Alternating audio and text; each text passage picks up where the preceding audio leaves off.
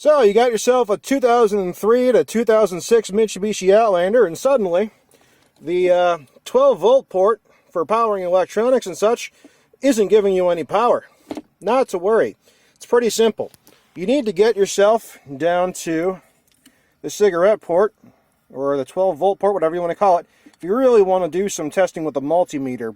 And it's not entirely necessary. I'm going to show you what you need to do, because there's actually two fuses that control this, and one fuse might be good while the other might be bad, which is what happened in this case. If you want to get to this point, it's very simple. This front plate, first you're going to pop off the dials that go to each thing individually, and there's going to be the two screws that hold in place. Then from the top, it's going to be sitting flush. Just take a flathead screwdriver and pry it loose. It's all just some clips. And then there's going to be a middle piece that is just basically the same thing without any screws. You're going to pry that off. And then the third bottom piece is that down there, and you're just going to pry that off. And that's how you get to this assembly right down here. And you can remove everything if you want to. And that's how you get to this part. But let's talk about the fuses, because there is a set of fuses down here. If we remove our little cup, you got your general fuses. Now, there is a 15 amp fuse that is specifically for the cigarette port. However, in my case, that was not the fuse that was bad. So let's go talk about the fuse that was in fact bad. Because there's a general accessory port fuse that can be blown. And that was this little guy right here. It's a 15 amp fuse as well. Took a look at it, and sure enough.